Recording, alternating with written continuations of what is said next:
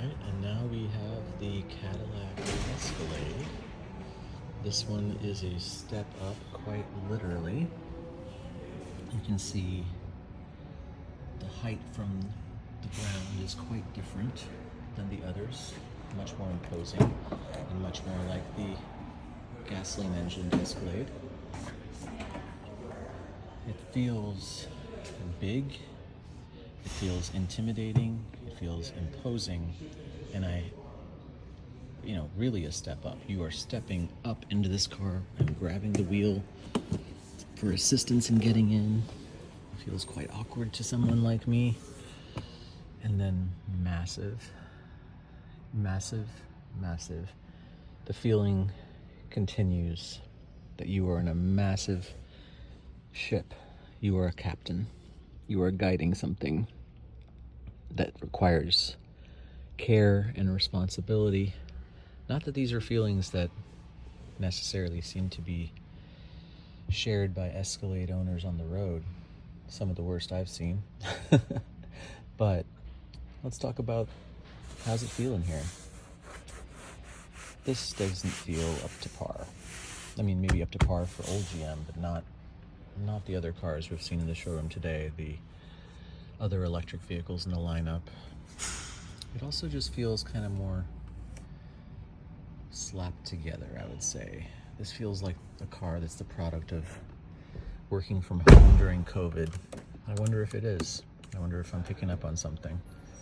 It feels like it was designed more virtually and less physically.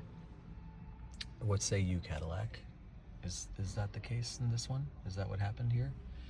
I do like the integration of that passenger screen. I didn't even know it was there until it lit up. So that's pretty nicely done. These vertical speaker elements remind me of a 90s Honda Prelude. Should be nice for the imaging of the audio system. But again, materials. This is not befitting of a car of this stature.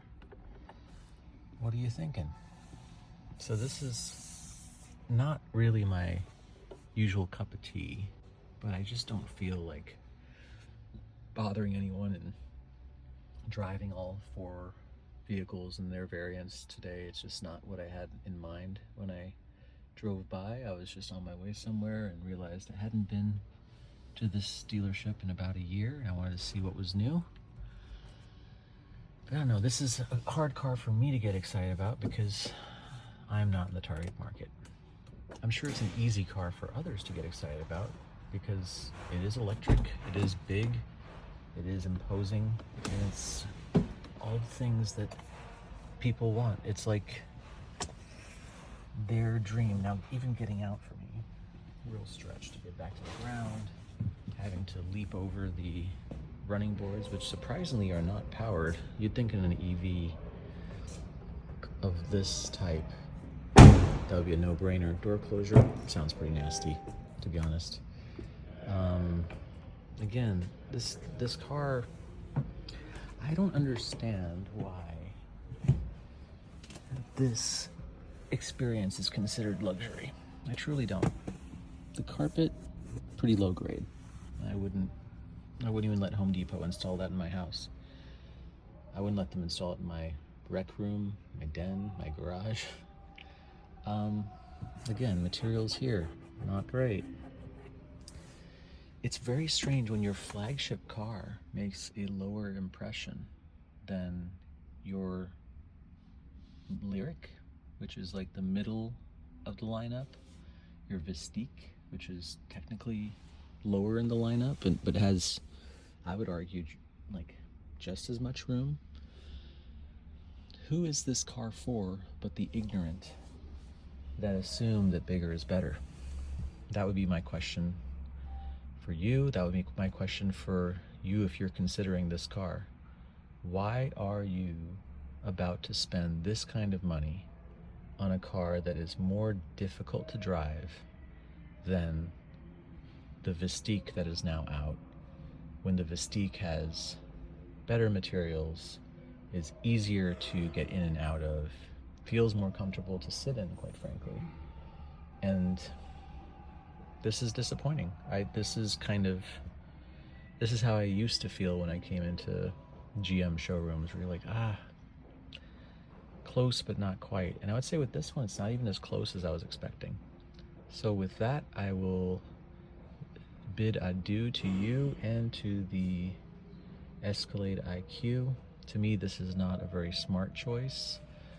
There have been some pretty low IQ decisions made by Cadillac on this one, and yet I can think of worse cars on the market. So that just tells you the sad state of things in 2025 in the automotive marketplace.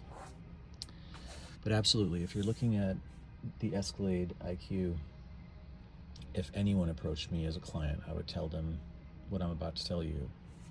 Look at the Vistique.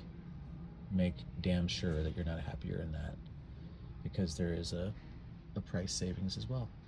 And there's, speak of the devil, a very regal, futuristic Bentley looking Vistique. What do you think? Where's the sweet spot in the lineup for you and for the EV of the future?